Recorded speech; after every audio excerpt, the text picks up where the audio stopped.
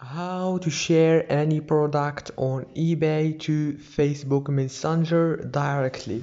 Hello guys, in today's video I'm gonna show you how to share any product on eBay to Facebook Messenger.